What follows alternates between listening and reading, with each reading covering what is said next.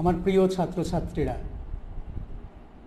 আজকে আবার আমরা বসেছি মাইকেল মধুসূদন দত্তের অভিষেক কাব্যের দ্বিতীয় পর্যায়ের আলোচনায়। আজকে আমরা মূলত বুঝে নেব এই কবিতার শব্দার্থগুলো আর ছোট ছোট দু একটি প্রসঙ্গ। কিন্তু তার আগে একটু বলে নিই যে মধুসূদন দত্ত, যাকে আমরা জেনেছিলাম 19 শতকের একজন শ্রেষ্ঠ মনীষী হিসেবে, যার কবিতার মধ্য দিয়ে সূচিত হয়েছিল আধুনিক বাংলার নবজাগরণ, যার সাহিত্য চেতনা বাংলার সংস্কৃতির ধারাকে সম্পূর্ণত বদলে দিতে পেরেছিল, সেই মানুষটির আরও কিছু কীর্তির কথা। মধুসূদন দত্ত নবজাগরণের অগ্রপথিক।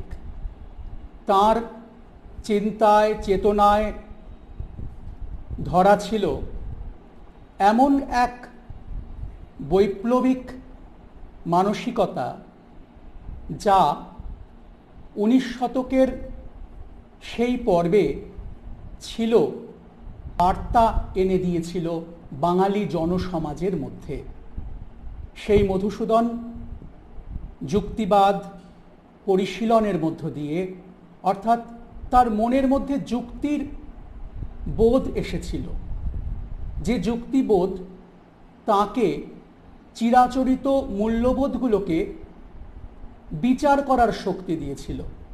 অর্থাৎ দেখো, মানুষ তো যা চলে আসছে আবহমান কাল ধরে তাকে বিশ্বাস করে এগিয়ে যায়, তাকে মেনে চলে, তার দিকে আঙুল তুলে প্রশ্ন করে না।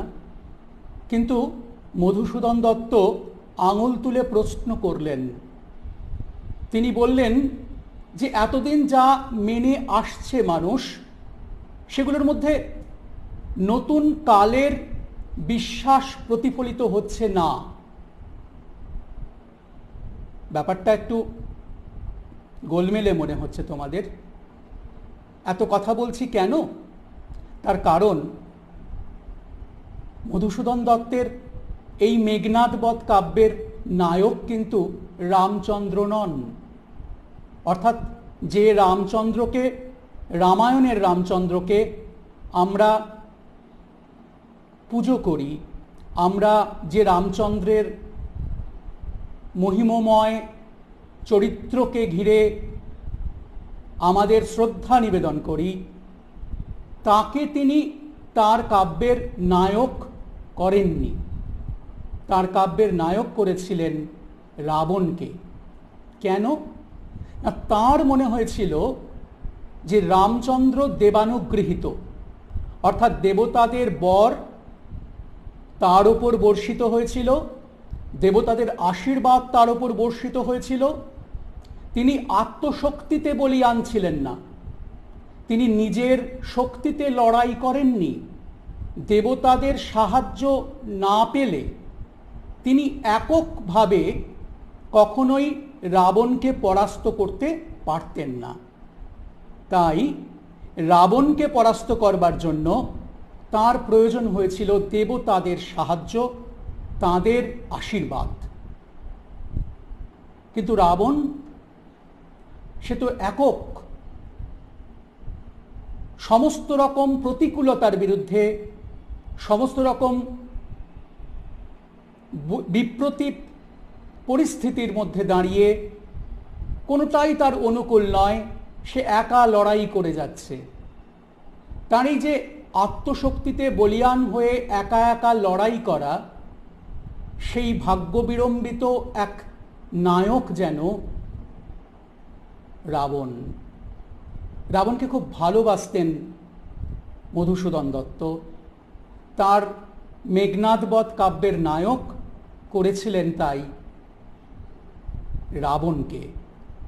এই যে উল্টে দেখা, এতকাল মানুষ রামচন্দ্রকে বড় করে দেখেছে, রাবণ তো পাতক, সে পাপী, সে সীতাহরণের মতো অত বড় জঘন্য অপরাধ করে কখনো পার পেয়ে যেতে পারে না। প্রায় 2000 বছর ধরে মানুষ যে স্বীকৃত সত্যকে মেনে এসেছে, তাকে সম্পূর্ণ অন্যভাবে দেখার জন্য যে মানসিক শক্তি দরকার, মধুসূদন দত্তের মধ্যে সেই শক্তি ছিল, তা তিনি অর্জন করেছিলেন। পাশ্চাত্যের সাহিত্য ভাবনা, দর্শন যেমন তার মধ্যে কাজ করেছিল, তেমনি তার মৌলিক চিন্তা ভাবনাগুলো তাকে ভীষণভাবে প্রণোদিত করেছিল, প্ররোচিত করেছিল এবং তাকে উদ্বুদ্ধ করেছিল এই ধরনের একটা মহাকাব্য লেখার জন্য। ভাবতে ভালো লাগে যে মধুসূদন দত্ত এমন এক সময়ে দাঁড়িয়ে এমন এক কাব্য লিখলেন যা ভারতবর্ষের কোনো ভাষায় কোনো দিন লেখা হয়নি, আর হয়তো হবেও না। আর এত গুরুগম্ভীর একটা বিষয়কে তুলে ধরবার জন্য তিনি আরও একটা বিষয় অবলম্বন করলেন, যার পরীক্ষা নিরীক্ষা তিনি অনেকদিন থেকেই করছিলেন। তার অমিত্রাক্ষর ছন্দের কথা বলছি। অমিত্রাক্ষর ছন্দে লেখা হয়েছিল মেঘনাদ বধ কাব্য। মেঘনাদ বধ কাব্য লেখা হয়েছিল অমিত্রাক্ষর ছন্দে, অর্থাৎ অন্তে কোনো মিল থাকবে না। প্রতিটি চরণের শেষে, মানে লাইনের শেষে যে মিল থাকে কবিতার, সেই মিলটা থাকবে না, এবং একটা চরণেই একটা ভাব শেষ হয়ে যাবে এমনটা নয়। যেমন তোমরা যে সাধারণ কবিতাগুলো পড়ো, প্রত্যেকটা কবিতার কিন্তু চরণের শেষে বা লাইনের শেষেই সেই বাক্যটাও শেষ হয়ে যায়। কিন্তু দেখো, সেইভাবে যদি অভিষেক কাব্যটা পড়ো, তাহলে তার অর্থ তোমরা কিছুই বুঝতে পারবে না, তাই না? যেমন কনক আসন ত্যাজি বীরেন্দ্র কিশোরী ইন্দ্রজিৎ, ইন্দ্রজিৎটা আছে পরের লাইনে, আমরা এসে থামতে হচ্ছে কিন্তু পরের লাইনে। প্রথম লাইনের শেষ হচ্ছে বীরেন্দ্র কেশরী, দ্বিতীয় লাইনের শেষ হচ্ছে চরণে, তৃতীয় লাইন শেষ হচ্ছে আজি, চতুর্থ লাইন শেষ হচ্ছে কুশল। অর্থাৎ অন্তে যে মিল থাকবে সেই মিলও কিন্তু তিনি রাখছেন না। অবশ্যই 14 মাত্রার ছন্দ, কিন্তু এই যে একদম নতুন এক ধরনের ছন্দ আনয়ন করলেন মধুসূদন দত্ত, একেবারে ভেঙে গুঁড়িয়ে দিলেন এতকালের ছন্দভাবনা, তা কিন্তু তিনি করেছিলেন অত্যন্ত সাহসের সঙ্গে। তার এই অমিত্রাক্ষর ছন্দের এই হচ্ছে এক বিশেষত্ব, যা তার কাব্যকে অন্যতর একটা মাত্রা দিয়েছিল। অর্থাৎ ছত্রের শেষে যে জ্যোতি থাকবে, ছত্রের শেষে যে জ্যোতি থাকবে, সেই জ্যোতির ছন্দগত সীমানা তিনি ভেঙে দিলেন। মধ্যযুগ পর্যন্ত যে ছন্দরীতি আমরা মেনে এসেছিলাম, তাকে একদম ভেঙে দিলেন। এইভাবে তিনি অমিত্রাক্ষর ছন্দ রচনা করলেন, মিলহীনতা তৈরি করলেন, একটা লাইনের সঙ্গে আরেকটা লাইনের প্রবহমানতা রাখলেন, এবং তার মধ্য দিয়ে মহাকাব্যের উপযোগী ছন্দকে খুঁজে পেলেন তিনি। এই বিষয়টা কিন্তু একটু তোমরা ভেবে রাখবে, না হলে এই কাব্যের মূল যে সৌন্দর্য সেটাকে বুঝে উঠতে পারবে না। আজকে আমরা বলেইছিলাম তোমাদের যে এই কাব্যের শব্দার্থগুলো, প্রসঙ্গগুলো আরেকবার খুব দ্রুত আমরা বুঝে নেবার চেষ্টা করব। কি বলছেন কবি? কনক আসন ত্যাজি, কনক শব্দের অর্থ সোনা, আসন ত্যাজি মানে আসন ত্যাগ করে। বীরেন্দ্র কেশরী, বীরেন্দ্র শব্দের মানে বীর যুক্ত ইন্দ্র, অর্থাৎ বীরদের মধ্যে যিনি শ্রেষ্ঠ বা শ্রেষ্ঠ বীর। কেশরী শব্দের মানে কিন্তু সিংহ। সিংহ তো জানোই তোমরা শৌর্যের প্রতীক, বীর্যের প্রতীক। সেই শৌর্য বীর্যের প্রতীক সিংহকে তাই বীরেন্দ্র শব্দের সঙ্গে যুক্ত করে মধুসূদন দত্ত তাঁর প্রিয় মেঘনাদকে বলছেন বীরেন্দ্র কেশরী। ইন্দ্রজিৎ প্রণমিয়া ধাত্রীর চরণে, প্রণমিয়া মানে প্রণাম করে, ধাত্রীর চরণে, ধাত্রী অর্থাৎ ধাইমা, সেই ধাইমা অর্থাৎ পালিকা মা যে তাকে অর্থাৎ মেঘনাদ বা ইন্দ্রজিৎকে ছোটবেলায় লালন পালন করেছিলেন, সেই ধাত্রীমা, এটা হচ্ছে ধাত্রী কথাটার অর্থ। তিনি ধারণ করেছিলেন, তাই তিনি ধাত্রী। তিনি কি বললেন, কি হেতু, কি কারণে মাতো অর্থাৎ মা, গতি তব আজি, কেন তুমি এখানে এসেছো, গতি তব আজি, আজি মানে আজকে তুমি কেন এখানে এসেছো। এ ভবনে কহ দাসে লঙ্কার কুশল, কুশল শব্দের অর্থ হচ্ছে মঙ্গল বার্তা। আসলে এখানে লঙ্কা নিরাপদে আছে কিনা সেই খবর তিনি জানতে চাইছেন। কুশল কথাটার অর্থ মঙ্গল হয়, কুশল কথাটার অর্থ নিরাপদ বার্তা, এই অর্থেও আমরা বুঝে নিতে পারি। শিরচুম্বী, শির মানে মাথা বা শির, এখানে কপালকে চুম্বন করার কথা বলা হচ্ছে। এটা পাশ্চাত্য দেশের এক ধরনের প্রথা, সেই প্রথাটাকে পাশ্চাত্য দেশের সেই প্রথাকে এভাবে এই কাব্যের মধ্যেও নিয়ে এসেছেন মধুসূদন দত্ত। সেখানে সন্তানদের যারা পিতৃপ্রতিম বা মাতৃপ্রতিম তারা কপালে চুম্বন করেন, সেই পাশ্চাত্য রীতিটিকে এখানে নিয়ে এসেছেন মধুসূদন দত্ত। শিরোচ্চুম্বী ছদ্মবেশী অম্বুরাশি সুতা, ছদ্মবেশী অর্থাৎ যে ছদ্মবেশ ধারণ করে আসছে, তুমি তো জানো, আগে তো তোমাদের বলেছি আমি যে ছদ্মবেশ ধারণ করেছিলেন প্রভাষা রাক্ষসীর ছদ্মবেশ ধারণ করেছিলেন দেবী লক্ষ্মী, সেই প্রসঙ্গে আজকে আর যাচ্ছি না। অম্বুরাশি সুতা, এটাও বলেছি তোমাদের, অম্বুরাশি অর্থাৎ জলের রাশি, সমুদ্র, সুতা মানে তার কন্যা, সমুদ্রের কন্যা। উত্তরিলা উত্তর দিল, হায় পুত্র কিয়ার কহিব কনক লঙ্কার দশা, কনক লঙ্কার দশা অর্থাৎ সোনার লঙ্কার অবস্থা। ঘোরতর রণে প্রচণ্ড যুদ্ধে, হত প্রিয় ভাই তব বীর বাহু বলি, বলি অর্থাৎ বলিয়ান মানে যিনি খুব বড় বীর, সেই বীর। তার শোকে মহাশোকী, তার শোকে মহাশোকী অর্থাৎ অত্যন্ত শোকে মুহ্যমান হয়ে পড়েছেন কে, রাক্ষসাধিপতি, রাক্ষস যুক্ত অধিপতি, রাক্ষসদের যিনি রাজা সেই রাবণ। সসৈন্যে সাজেন আজি যুঝিতে আপনি, সসৈন্যে মানে সৈন্য সহ, সাজেন মানে সজ্জা করছেন। কিসের জন্য সজ্জা হচ্ছে না, যুদ্ধের জন্য তিনি যুদ্ধের সাজ পোশাক পরছেন। যুঝিতে আপনি অর্থাৎ নিজেই যুদ্ধ করতে যাবেন, যুঝিতে মানে যুদ্ধ করতে যাওয়া এবং আপনি মানে নিজে, নিজেই যুদ্ধ করতে যাবেন, এবার সেই কথাটা এখানে বলা হয়েছে। জিজ্ঞাসিলা, জিজ্ঞাসিলা অর্থাৎ জিজ্ঞেস করলেন, মহাবাহু, সেই মহাবাহু যার বাহুতে প্রচুর শক্তি, শক্তিশালী দীর্ঘ বাহু যার, মহাবাহু অত্যন্ত শক্তিশালী ব্যক্তি, সেই মহাবাহু বিস্ময় মানিয়া অর্থাৎ অবাক হয়ে কি জিজ্ঞেস করলেন, কি কহিলা ভগবতী।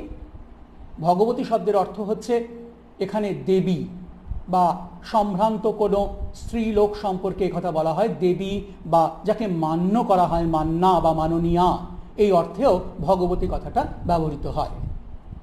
কি কহিলা ভগবতী, কে বধিল কবে প্রিয়ানুজে, কে বধিল কবে প্রিয়ানুজে। এখানেও দেখো সেই অমিত্রাক্ষর ছন্দের প্রবাহমনতা রয়েছে, অর্থাৎ কে বধিল কবে প্রিয়ানুজে, প্রিয়ানুজে কথাটা কিন্তু পরের লাইনে এসে থেমেছে। প্রিয়ানুজে মানে প্রিয়যুক্ত অনুজে, প্রিয় ভাইকে কে বধ করলো, কে বধিল মানে বধ করলো। নিশারণে সংহারিনু আমি, নিশারণে অর্থাৎ রাত্রিবেলার যুদ্ধে, সংহারিনু সংহার করলাম, সংহার করলাম মানে হত্যা করলাম, সংহার করা মানে হত্যা করা। কে হত্যা করেছিলেন, ইন্দ্রজিৎ। আমি রঘুবরে, কাকে তিনি সংহার করেছেন বা হত্যা করেছেন, রঘুবরকে অর্থাৎ রামচন্দ্রকে। খণ্ড খণ্ড করিয়া কাটিনু বরশি প্রচণ্ড স্বর বৈরী দলে, তাকে খণ্ড খণ্ড করে কেটেছেন, বরশি মানে বর্ষণ করেছেন বা ছুঁড়েছেন। কি ছুঁড়েছেন, প্রচণ্ড স্বর বৈরী দলে, শত্রুদলকে স্বর ছুঁড়েছেন, স্বর মানে তীর বা বাণ, তবে এ বারতা এ অদ্ভুত বারতা। তাহলে এই খবর বা এই সংবাদ, এই আশ্চর্য খবর, এই অদ্ভুত বারতা, আমি যাকে মেরে এসেছি সে আবার কি করে জীবিত হয়ে আমার ভাইকে মারে, এই বারতা তুমি কি করে আমাকে দিচ্ছ? তো অসম্ভব খবর। জননী কোথায় পাইলে তুমি, শীঘ্র কহ দশে। কোথায় তুমি এ খবর পেলে আমাকে তাড়াতাড়ি বলো। শীঘ্র মানে তাড়াতাড়ি। রত্নাকর মানে সমুদ্র, রত্নোত্তমা সমুদ্রের শ্রেষ্ঠ রত্ন অর্থাৎ দেবী লক্ষ্মী, ইন্দিরা দেবী লক্ষ্মীর আরেক নাম। ইন্দ শব্দটার অর্থ হচ্ছে প্রভুত্ব করা মূলত, সেখান থেকে ইন্দিরা কথাটা এসেছে। ইন্দিরা অর্থাৎ দেবী লক্ষ্মী, সুন্দরী, তাকে এই বিশেষণে বিশেষিত করা হয়েছে। উত্তরীলা উত্তর দিলেন, হায় পুত্র মায়াবী মানব সীতাপতি। হায় পুত্র মায়াবী মানব সীতাপতি। সীতাপতি অর্থাৎ রামচন্দ্র, সে মায়াবী মানব, সে মায়া জানে, সে কপটতা করতে পারে, সে সাজ বদল করতে পারে, সে নানাভাবে কপটতার আশ্রয়। মায়াদেবীর কথা বলা হয়েছে, মায়াদেবীর আশীর্বাদে যে মায়াবী মানব রামচন্দ্র, তার কথা আমরা শুনতে পেয়েছি, মধুসূদন দত্ত আমাদের বলেছেন। তব স্বরে মরিয়া বাঁচিল, তোমার স্বরে অর্থাৎ তোমার ছোড়া তীরে মরে গিয়েও আবার বেঁচে উঠল। যাও তুমি তরা করি, তরা করি মানে তাড়াতাড়ি যাও।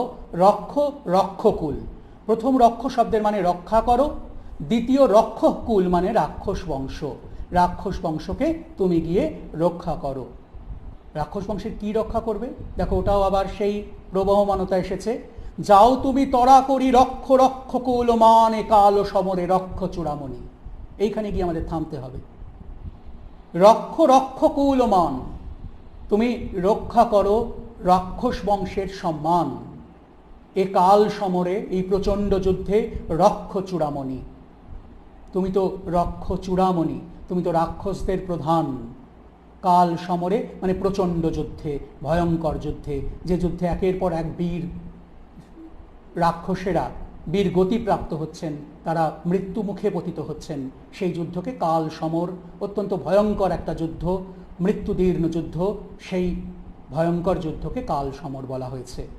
ছিঁড়িলা কুসুম দাম, ছিঁড়িলা ছিঁড়ে ফেললো, ছিন্ন করলো, কুসুম দাম অর্থাৎ ফুলের মালা বা ফুলের শয্যা, ফুলের মালা বললেও হয় এখানে, ফুলের মালা ছিঁড়ে ফেললেন তিনি রোষে, রাগ করে। মহাবলী, মহাবলী অর্থ মহাবীর, মেঘনাদ। ফেলাইলা কনক বলয় দূরে, তার কনক বলয়, কনক মানে সোনা, বলয় মানে বালা, হাতে যে সোনার বালা পড়েছিলেন সেটাকে ছুঁড়ে ফেলে দিলেন। পদতলে পড়ি শোভিল কুণ্ডল, পায়ের তলায় পড়ে রইল, কি শোভা পেল, শোভিল মানে শোভা পেল, তার কি না কুণ্ডল, কানের দুল। যথা অশোকের ফুল অশোকের তলে আভাময়, যেমন করে অশোক গাছের ফুলগুলো অশোক গাছের তলায় পড়ে থাকে এবং আভাময় বা আলোকময় হয়ে থাকে, রঙিন হয়ে থাকে। ধিক মোড়ে, নিজেকে ধিক্কার জানাচ্ছেন, ধিক জানাচ্ছেন নিজেকে, ধিক্কার জানাচ্ছেন। কেন ধিক্কার জানাচ্ছেন তিনি? কারণ আগের দিন আমরা আলোচনায় করেছি যে তিনি অত্যন্ত অপমানিত বোধ করেছেন, তার আত্মমর্যাদা ক্ষুণ্ণ হয়েছেন, তাই বলছেন ধিক মোড়ে। কহিলা গম্ভীরে কুমার, অত্যন্ত গম্ভীর স্বরে, রেগে গিয়ে গম্ভীর স্বরে বলছেন। কি বলছেন তিনি? বলছেন হা ধিক মোড়ে বৈরিদল বেড়ে স্বর্ণলঙ্কা। বৈরিদল অর্থাৎ শত্রুদল, বেড়ে অর্থাৎ ঘিরে রেখেছে। কি ঘিরে রেখেছে? স্বর্ণলঙ্কা, সোনার লঙ্কাটাকে পুরোপুরি ঘিরে রেখেছে। আর হেথা আমি বামাদল মাঝে, এখানে আমি বামাদল অর্থাৎ নারীদের মধ্যিখানে। এই কি সাজে আমারে? এটা কি আমাদের সাজে? এ তো আমার সাজে না, এটা তো আমার পক্ষে খুব একটা সম্মানের বিষয় নয়, এটা তো আমার একদমই মান মর্যাদার অনুকূল নয়। দশাননত্তজ আমি ইন্দ্রজিৎ, আমি তো দশাননের ছেলে। দশানন যুক্ত আত্মজ, আত্মজ শব্দের মানে হচ্ছে আত্ম, অর্থাৎ আত্মজন শব্দের অর্থ হচ্ছে ছেলে, পুত্র। দশাননের পুত্রকে না ইন্দ্রজিৎ, নিজেকে বলছেন আমি তো দশাননত্তজ, আমি ইন্দ্রজিৎ আনো রথ তরা করি। তাড়াতাড়ি রথ নিয়ে এসো, ঘুচাবো এ অপবাদ, আমি এই অপবাদ ঘুচিয়ে দেব বোধি রিপুকুলে। অর্থাৎ অপবাদ শব্দের অর্থ কি? অপবাদ শব্দের অর্থ কুৎসা বা অপমান বা বলতে পারো বদনাম। কুৎসা কথাটা ব্যবহার করি আমরা বারবার। অপবাদ ছড়ানো, মিথ্যে দুর্নাম দেওয়া, তার নামে তো মিথ্যে দুর্নাম ছড়াবে, কারণ সে যুদ্ধে না গিয়ে বিলাস ব্যাসনে দিন কাটাচ্ছে। এটা তো ভয়ঙ্কর একটা অপবাদ, ভয়ঙ্কর কুৎসা। আসলে ঘটনা তো তা নয়। সে জানে, কি জানে সে? রামচন্দ্রকে সে মেরে এসেছে, সে মৃত, শত্রুশূন্য হয়েছে লঙ্কাপুরী, কাজেই সে আনন্দ করতেই পারে, তাই না? কিন্তু ঘটনা তো তা নয়। তাই এখানে তিনি বলছেন যে আনো রথ ত্বরা করি, ঘুচাবো এই অপবাদ বোধি রিপুকুলে। রিপুকুলে মানে শত্রুদেরকে। সাজিলা, সাজলো, রথীন্দ্র শব, রথী যুক্ত ইন্দ্র যুক্ত ঋষভ। রথী অর্থাৎ যিনি রথে করে যুদ্ধ করেন, রথীন্দ্র মানে খুব বড় যোদ্ধা, ঋষভ, ঋষভ শব্দের মানে হচ্ছে ষাঁড়। তাহলে রথীন্দ্র শব, এই রথীন্দ্র শব শব্দটার অর্থ হলো খুব বড় একজন রথী, খুব বড় বীর একজন। ঋষভ কথাটার অর্থ বললাম ষাঁড়, অর্থাৎ ষাঁড়েরা যেরকম প্রচণ্ড রেগে বুল ফাইটিংয়ের সময় যুদ্ধ করে, একটা প্রচণ্ড ক্ষিপ্রতার সঙ্গে এগিয়ে যায়, এটা সেরকমভাবে যেন প্রচণ্ড ক্রোধে উন্মত্ত রথীকে এখানে রথীন্দ্র শব বলা হয়েছে। বীর আভরণে, বীরের গয়নাগাটি, আভরণ শব্দের অর্থ গয়না, এখানে সজ্জা বলতে হবে, অর্থাৎ বর্ম পরছেন, শিরস্ত্রাণ পরছেন অর্থাৎ মুকুট পরছেন, অন্যান্য যে সমস্ত অঙ্গ প্রত্যঙ্গে যুদ্ধের জন্য সাজসজ্জা পরা দরকার, নিজেকে আত্মরক্ষার জন্য, নিজের আত্মরক্ষার জন্য সেসব সাজসজ্জা পরছেন। হৈমবতী সুত, হৈমবতী অর্থাৎ দুর্গা বা উমা বা পার্বতী, হিমালয়ের কন্যা। হৈমবতী সুত অর্থাৎ কার্তিক। নাসিতে মানে হত্যা করতে। তারকে, তারকাসুরকে। মহাসুর অর্থাৎ মহা অসুর। কে মহাসুর? না তারক। কিংবা যথা বৃহন্নলা রূপী, বৃহন্নলা অর্জুনের আরেক নাম। আগের ক্লাসে এ নিয়ে আমরা বিস্তৃত আলোচনা করছি। বৃহন্নলা হলো অর্জুনের আরেক নাম। অজ্ঞাতবাসের সময় বৃহন্নলা নাম নিয়েছিল অর্জুন, যখন সে বিরাট রাজার সভায় ছিলেন এবং বিরাট রাজার মেয়ে উত্তরাকে নৃত্য শিক্ষা দিতেন। তারপর রয়েছে কিরীটি, অর্থাৎ অর্জুন, ইন্দ্র তাকে কিরিট বা মুকুট দিয়েছিলেন বলে অর্জুনের আরেক নাম কিরীটি। বিরাট পুত্র সহ, বিরাট পুত্র অর্থাৎ উত্তর। উদ্ধারিতে গোধন, তার গরুগুলোকে, গোধন অর্থাৎ গরু ছিল সে যুগের প্রধান সম্পদ। বিরাট রাজা মহাভারতের যুদ্ধের সময়কালে সব থেকে বড় প্রভাবশালী রাজা ছিলেন ভারতবর্ষের। কি কারণ? না তার যে গোধন ছিল তা ছিল ভারতবর্ষের সব থেকে বড় গোশালা ছিল তার। কৌরবদেরও এত বড় গোশালা ছিল না, যে কারণে বিরাট রাজা সত্যি সত্যি বিরাট রাজত্বে সাজিলা সুর শমী বৃক্ষমূলে। সাজিলা সুর অর্থাৎ বীর, শমী বৃক্ষমূলে অর্থাৎ শমী গাছের তলায়। মেঘবর্ণ রথ, তার রথটা মেঘের বর্ণ অর্থাৎ ধূসর বর্ণের।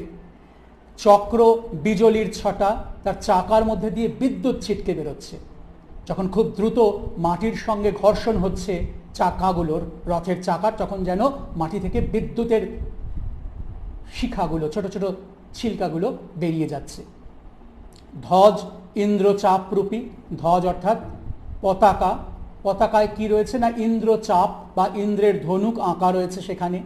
তুরঙ্গম বেগে, তুরঙ্গম মানে হচ্ছে ঘোড়া, আর বেগে কথাটার মানে হচ্ছে গতিতে, অত্যন্ত দ্রুত বেগে।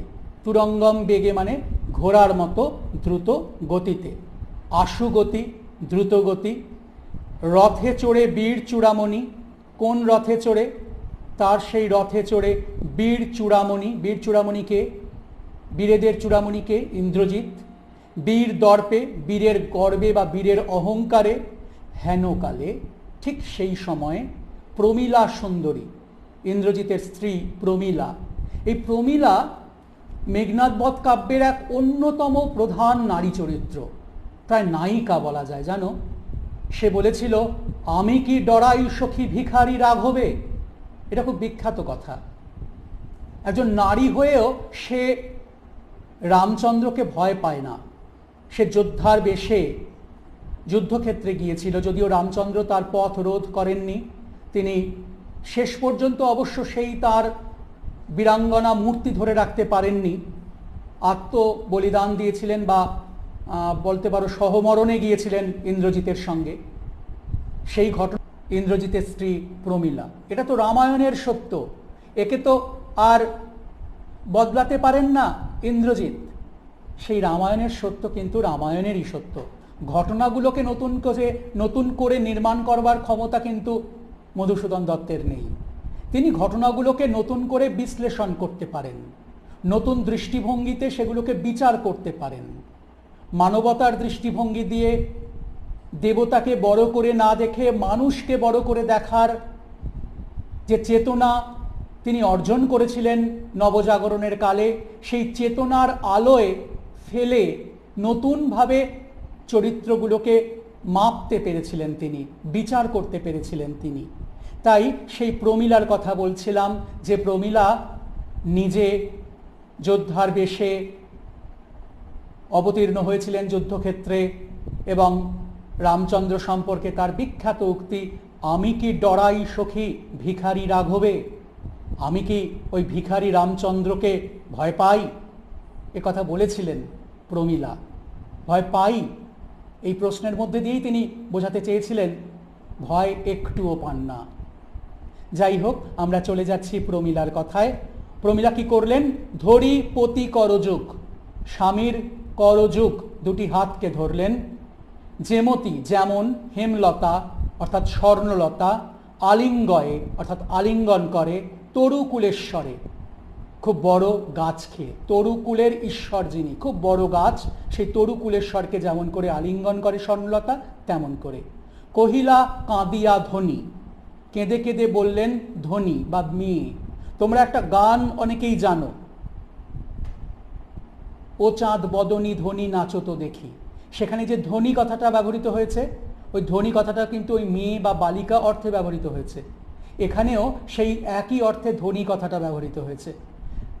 কহিলা কাঁদিয়া ধ্বনি, ধ্বনি শব্দটার অর্থ এখানে সেই মেয়েটি বা সেই বালিকাটি, এখানে সেই ইন্দ্রজিতের স্ত্রী প্রমীলার কথা বলা হয়েছে।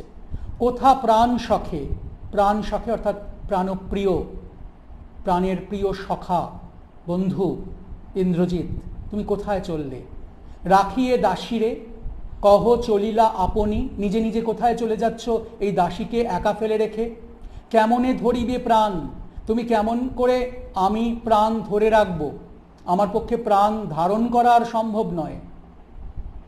তোমার বিরহে, তোমার অদর্শনে, তোমাকে দেখতে না পেয়ে আমার মনের মধ্যে যে ব্যাকুলতা তৈরি হবে, সেই বিরহ ব্যাকুলতা, দীর্ঘ অদর্শনের ফলে মনের মধ্যে যে বেদনা জন্মায়, সেই বিরহ, সেই বিরহের কারণে তোমাকে না দেখে আমি থাকতে পারবো না। এ অভাগী অর্থাৎ ভাগ্যহীনা বা দুর্ভাগ্য পীড়িতা।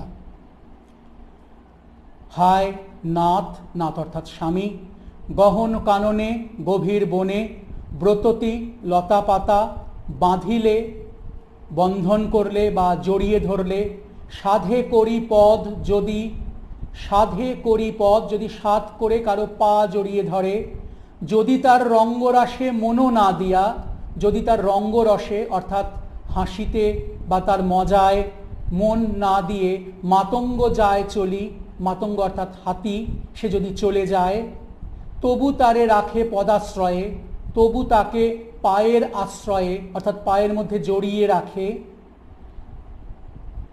যূথনাথ, যূথনাথ অর্থাৎ দলের যিনি অধিপতি, হাতির কথা এখানে বলা হয়েছে।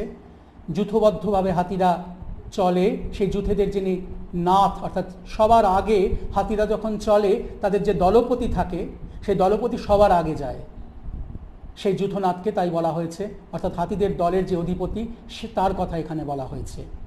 তবে কেন তুমি গুণনিধি, ত্যাজ কিঙ্করীরে আজি, গুণনিধি অর্থাৎ ইন্দ্রজিৎকে এখানে গুণনিধি বলা হয়েছে।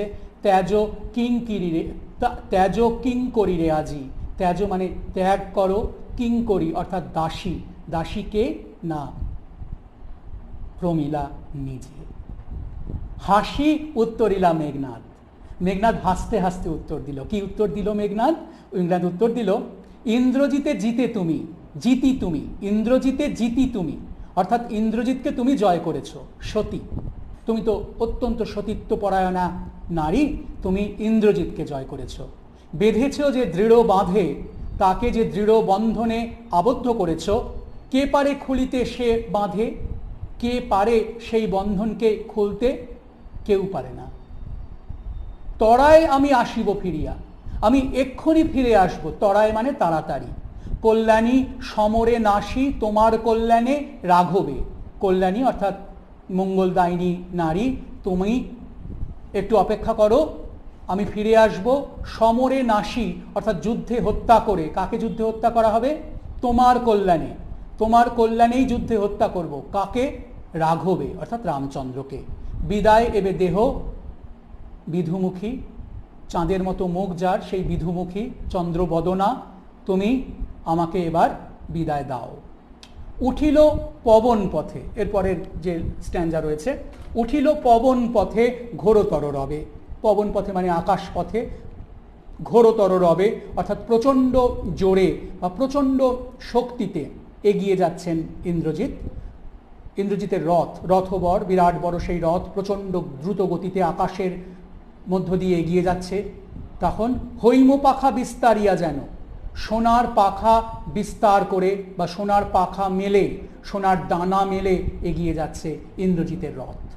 সোনার ডানা মেলে যেন এগিয়ে যাচ্ছে কে? মৈনাক শৈল অম্বর উজানি, উড়িলা মৈনাক শৈল। মৈনাক পাহাড়, এটা গত দিনের ক্লাসে আমি ডিটেইল আলোচনা করেছি। মৈনাক শৈল অর্থাৎ মৈনাক পাহাড়, অম্বর উজলি, অম্বর উজলি মানে আকাশ উজ্জ্বল করে উড়ে চলেছে মৈনাক পাহাড়। তার সোনার ডানায় সূর্যের আলো প্রতিফলিত হয়ে চারিদিককে আলোকিত করছে। সিঞ্জিনী আকর্ষী রোষে, সিঞ্জিনী অর্থাৎ ধনুকের ছিলা, আকর্ষী আকর্ষণ করে বা টেনে, রোষে অর্থাৎ অত্যন্ত জোরে। সেই সিঞ্জিনী বা ধনুকের ছিলাকে টেনে ছেড়ে দিলে যে শব্দটা হয়, সেই শব্দটাকেই বলা হয় টঙ্কার। সেই টঙ্কারিলা ধনু অর্থাৎ ধনুকের যে ছিলা সেটাকে ধরে ছেড়ে দিচ্ছে, প্রচণ্ড জোর শব্দ হচ্ছে, টঙ্কারের শব্দ হচ্ছে। টঙ্কারিলা ধনু বীরেন্দ্র, বীরেন্দ্রকে স্বয়ং ইন্দ্রজিৎ মেঘনাদ। পক্ষীন্দ্র যথা নাদে মেঘ মাঝে ভৈরবে, পক্ষীন্দ্র পাখিদের মধ্যে প্রধান যিনি, তিনি গরুর, বিষ্ণুর বাহন গরুর, যিনি নাগপাশের বন্ধন থেকে রাম এবং লক্ষ্মণকে মুক্ত করেছিলেন। সেই গরুর পাখি যেরকম মেঘের মধ্যে দিয়ে যেন মনে হচ্ছে গরুর পাখি যাচ্ছে চিৎকার করতে করতে, আর গরুর পাখি যখন চিৎকার করে তখন মনে হয় যেন মেঘ মাঝে ভৈরবে। ভৈরব হচ্ছেন শিবের আরেক নাম। মেঘের মধ্যে শিব যখন রুদ্ররূপে প্রচণ্ড জোরে চিৎকার করেছিলেন, তখন সেই যে ভৈরব নাদ, তার যে প্রচণ্ড সেই রুদ্ররূপের যে রাগ, তার যে রাগ ছড়িয়ে পড়েছিল, তাতে যে গম্ভীর শব্দ বেরিয়েছিল, সেই গম্ভীর শব্দ যেন শুনতে পাচ্ছে সবাই। কেন শুনতে পাচ্ছে? না, ইন্দ্রজিতের রথ এগিয়ে চলেছে। সাজিলে রাবণ রাজা বীর মদে মাতি, অন্যদিকে সাজিছে রাবণ রাজা বীর মদে মাতি, অর্থাৎ রাবণ রাজা বীরের সাজে নিজেকে সাজাচ্ছেন, কারণ তাকে তো যুদ্ধ করতে যেতে হবে। এবার তো তাকেই যুদ্ধ করতে যাওয়ার সময় এসেছে। বীর শূন্য হয়ে উঠেছে গোটা লঙ্কাপুরী। বাজিছে রণবাজনা, রণবাজনা বাজছে, ভেড়ি দুন্দুভি এগুলো বাজছে, শিঙা ফুঁকছে সবাই, গরজিছে গজ, হাতিরা গর্জন করছে, হ্রেষে অশ্ব, অশ্বের চিৎকারকে বলা হয়, অশ্বের ডাককে বলা হয় হ্রেষা। সেই হ্রেষে অশ্ব অর্থাৎ ঘোড়াগুলো চিৎকার করছে। হুঙ্কারিছে পদাতিক অর্থাৎ পদাতিক বাহিনী, তারা হুঙ্কার দিচ্ছে। রথী, রথে চড়ে যারা যুদ্ধ করে সেই রথীরা হুঙ্কার দিচ্ছে। উড়িছে কৌশিক ধ্বজ, কৌশিক ধ্বজ অর্থাৎ রেশমের পতাকা উড়ছে। উঠিছে আকাশে কাঞ্চন কঞ্চুক বিভা, আকাশে কাঞ্চন কঞ্চুক সোনার বর্মের আলো গোটা আকাশকে ধাঁধিয়ে দিচ্ছে। যোদ্ধারা যে সোনার বর্ম পরে আছে, সেই বর্মের ওপর সূর্যের আলো প্রতিফলিত হচ্ছে, আর সূর্যের আলো প্রতিফলিত হলে তার যে ছটা, তার যে প্রতিফলন, সেটা যেন গোটা জগৎকে আলোকিত করছে। হেন কালে তথা, ঠিক সেই সময় সেখানে এলেন কে? দ্রুতগতি উত্তরিলা মেঘনাদ রথী। অত্যন্ত দ্রুত গতিতে সেখানে এসে উত্তরণ ঘটল, এসে নেমে এলো। কে নেমে এলো? উত্তরিলা মানে নেমে আসা, মেঘনাদ রথী, মেঘনাদ নেমে এলো। নাদিলা করবুর দল হেরি বীর বরে মহাগর্বে। নাদিলা মানে চিৎকার করে ওঠা, করবুর দল মানে রাক্ষস দল, হেরি মানে দেখে, বীর বরে বরণীয় বীরকে অর্থাৎ ইন্দ্রজিৎকে মহাগর্বে, তারা মহাগর্বে গর্বিত হলো, চিৎকার করে উঠল আনন্দে রাক্ষসেরা। নমি পুত্র পিতার চরণে, বাবার পায়ে প্রণাম করলেন পুত্র। করজোড়ে কহিলা, হাত জোড় করে বললেন, হে রক্ষকুলপতি, হে রাক্ষস কুলের অধীশ্বর, শুনেছি মরিয়া নাকি বাঁচিয়াছে পুনঃ রাঘব। রাঘব বা রামচন্দ্র, রঘুবংশজ রামচন্দ্র, সে নাকি মরে গিয়ে আরেকবার বেঁচে উঠেছে। এ মায়া পিত বুঝিতে না পারি, এই কপটতা আমি বুঝতে পারি না, এই ছলনা আমি বুঝতে পারি না। এ তো ছলনা, এ তো কপটতা। মৃত মানুষ আবার কি করে জীবন ফিরে পায়? সেই কপটতা বা ছলনারকেই বলা হয়েছে মায়া। এই মায়া ইন্দ্রজিৎ বুঝতে পারছে না। কিন্তু অনুমতি দেহ, কি অনুমতি দেবেন?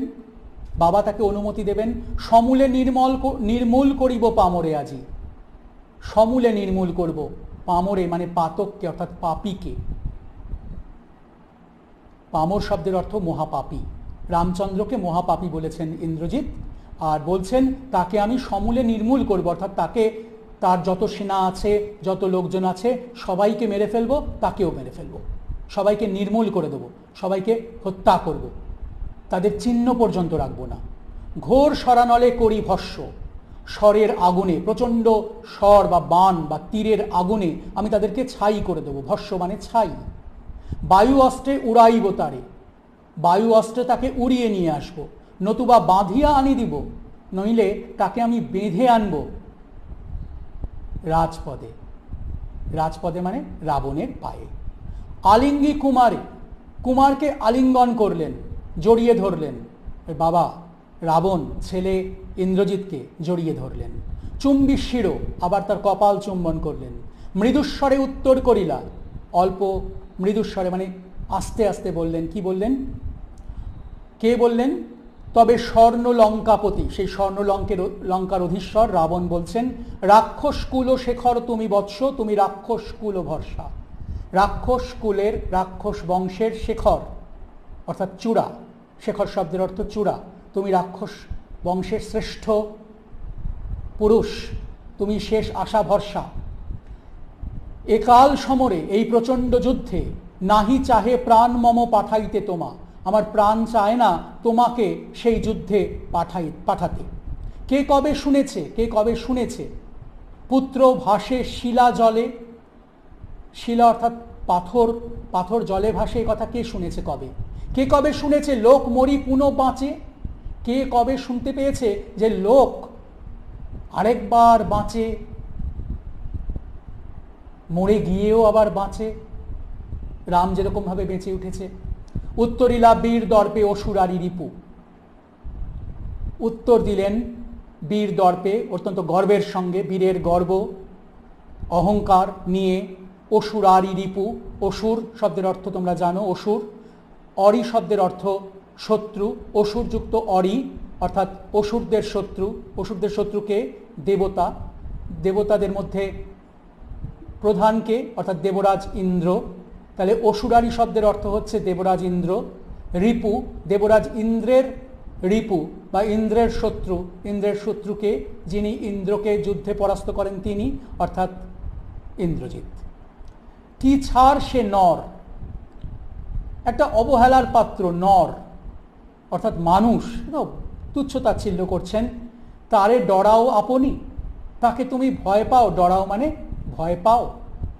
রাজেন্দ্র, তুমি তো শ্রেষ্ঠ রাজা, রাজেন্দ্র, রাবণকে রাজেন্দ্র বলা হচ্ছে। থাকিতে দাস যদি যাও রণে তুমি, এ কলঙ্কপিত ঘুষিবে জগতে। আমার মতো একজন দাস থাকতে, সুযোগ্য পুত্র থাকতে, তুমি যদি রণক্ষেত্রে যুদ্ধ করতে যাও তাহলে একটা কলঙ্ক ঘোষিত হবে। এ কলঙ্ক পিত ঘুষিবে জগতে, একটা কলঙ্ক গোটা জগতে রটে যাবে, একটা অপবাদ রটে যাবে। কার কলঙ্ক? ইন্দ্রজিতের কলঙ্ক, রাক্ষস বংশের কলঙ্ক। ইন্দ্রজিৎ কলঙ্কিত হবেন, অন্যায়ের পক্ষে যুদ্ধ করছেন না ইন্দ্রজিৎ, অন্তত তিনি নিজে সেটাই মনে করেন। তিনি অকুত ভয়, তিনি যুদ্ধ করছেন, কিন্তু তার সম্পর্কে একটা কলঙ্ক রটে যাবে জগতে যে সে ভয় পাচ্ছে, সে ভীত।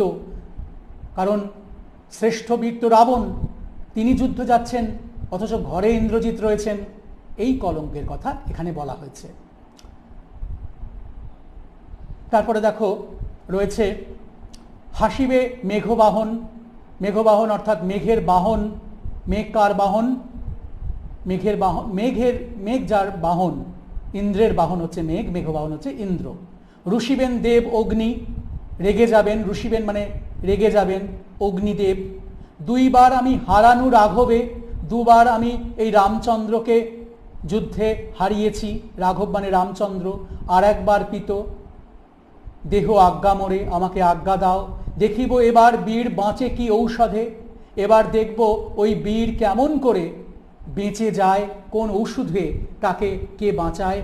কহিলা রাক্ষসপতি, রাক্ষসপতি অর্থাৎ রাবণ। কুম্ভকর্ণ বলি ভাই মম, কুম্ভকর্ণ তার ভাই, বিরাট বড় বীর, সেই বিরাট বড় বীর কুম্ভকর্ণ তার ভাই। হায় তাই আমি জাগানু অকালে, তাকে আমি সময় না হতে জাগালাম, অকালে তাকে জাগালাম। হায় আমি, তাই আমি জাগানু অকালে, ভয়ে হায় দেহ তার দেখো সিন্ধু তীরে। হায় দেখো তার দেহটা পড়ে রয়েছে সমুদ্রের ধারে, সিন্ধু তীরে মানে সমুদ্রের তীরে। ভূপতিত মাটিতে পড়ে রয়েছে। গিরিশৃঙ্গ কিংবা তরু যথা, কোনো বড় পাহাড় বা বড় গাছ যেরকমভাবে পড়ে থাকে অনেকটা সেরকমভাবে পড়ে আছে। বজ্রাঘাতে, বজ্রাঘাতে মানে বজ্রের আঘাতে গাছগুলো যেরকমভাবে পড়ে থাকে অনেকটা সেভাবে। তবে যদি একান্ত সমরে ইচ্ছা তব, তবে যদি একান্ত সমরে, একান্তই তোমার ইচ্ছে থাকে যুদ্ধ করার, তাহলে যাও, যুদ্ধ করবে, অবশ্যই যুদ্ধ করবে তুমি। কিন্তু তার আগে কি করবে? আগে পুজো ইষ্টদেবে, তোমার যে ইষ্টদেব আছেন তাকে পুজো করো। ইষ্টদেবকে পুজো না করলে তুমি যুদ্ধে কখনোই জয়ী হতে পারবে না। নিকুম্ভিলা যজ্ঞ সাঙ্গ করো। এই নিকুম্ভিলা যজ্ঞ সাঙ্গ করা, এটা একটা খুব গুরুত্বপূর্ণ প্রসঙ্গ এই টেক্সটটার। নিকুম্ভিলা এই শব্দটা সত্যি খুব গুরুত্বপূর্ণ শব্দ, কারণ নিকুম্ভিলা কথাটার মূলত অর্থ হচ্ছে একটা জায়গা, লঙ্কার কাছে একটা উপবন, যেখানে যজ্ঞ করলে যুদ্ধে অপরাজিত হতে পারবেন ইন্দ্রজিৎ। এই নিকুম্ভিলা হচ্ছে, যেটা তোমাদের বললাম, যে একটা বন, একটা নিরিবিলি জায়গা, লঙ্কার খুব কাছে, সেই লঙ্কার কাছের একটি নিরিবিলি উপবন হচ্ছে নিকুম্ভিলা। এখন এটা এই বর ছিল, ইন্দ্রজিৎকে বর দেওয়া হয়েছিল, দেবতারা বর দিয়েছিলেন, ব্রহ্মা বর দিয়েছিলেন যে নিকুম্ভিলা যজ্ঞাগার থেকে তিনি যদি যজ্ঞ করে বেরোন তাহলে তিনি যুদ্ধে কোনোদিন হারবেন না। ইন্দ্রকেও তিনি যখন যুদ্ধে হারিয়েছিলেন তখনও কিন্তু তিনি ওই নিকুম্ভিলা যজ্ঞাগারে যজ্ঞ করেই গিয়েছিলেন। তাই শেষ যখন রামের সঙ্গে যুদ্ধ করতে যাচ্ছেন, তার বাবা রাবণ তাকে নিকুম্ভিলা যজ্ঞাগারে যজ্ঞ করে যেতে বলছেন। এই যে উপবন নিকুম্ভিলা, আবার দেখো যে নিকুম্ভিলা কিন্তু একজন দেবীও। আমরা আমাদের কাছে যে টেক্সটগুলো রয়েছে, যে হাতের কাছে যে সমস্ত উপকরণগুলো রয়েছে, তার থেকে জানতে পারছি যে আমি একটা বই থেকে পড়ছি, সেখানে বলা হচ্ছে যে নিকুম্ভিলা হইতেছে লঙ্কার পশ্চিম ভাগে একটি স্থানের নাম।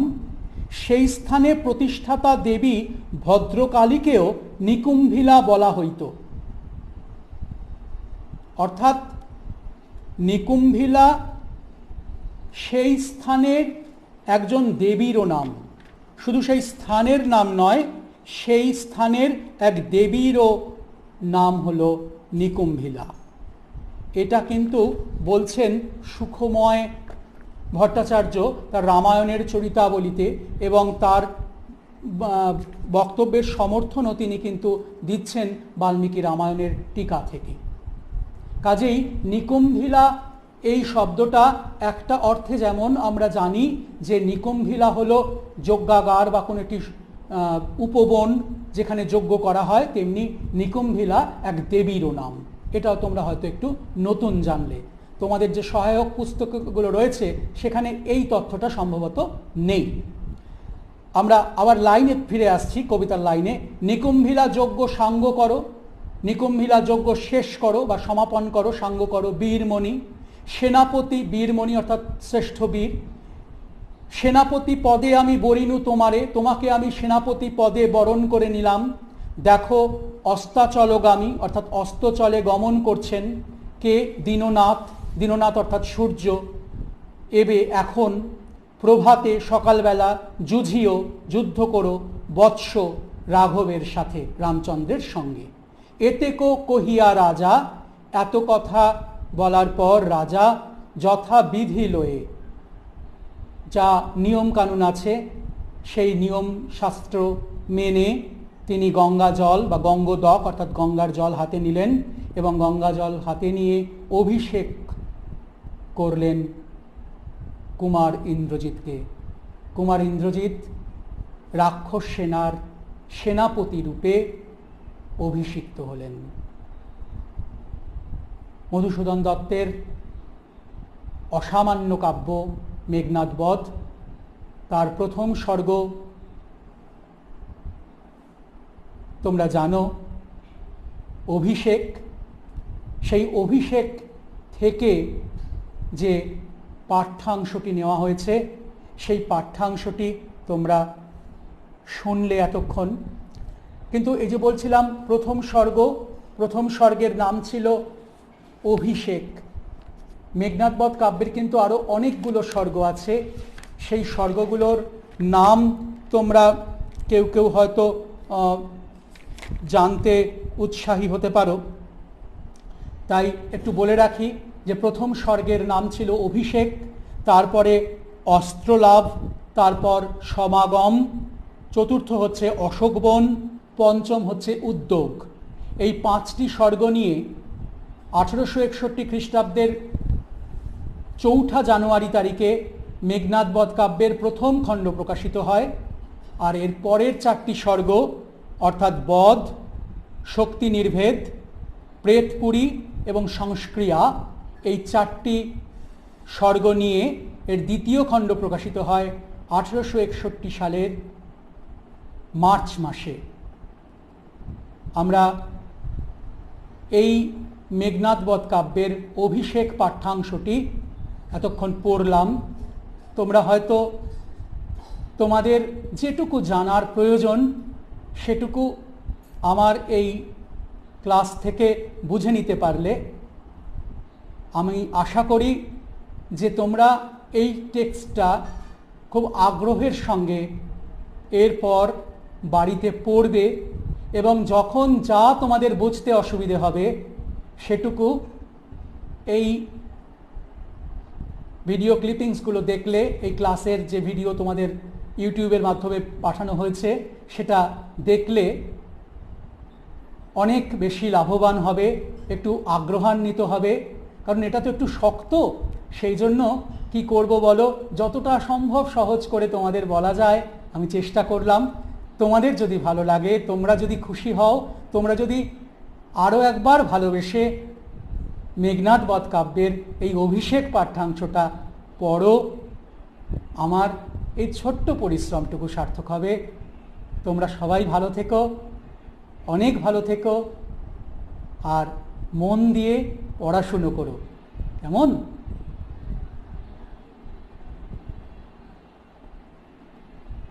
কাট।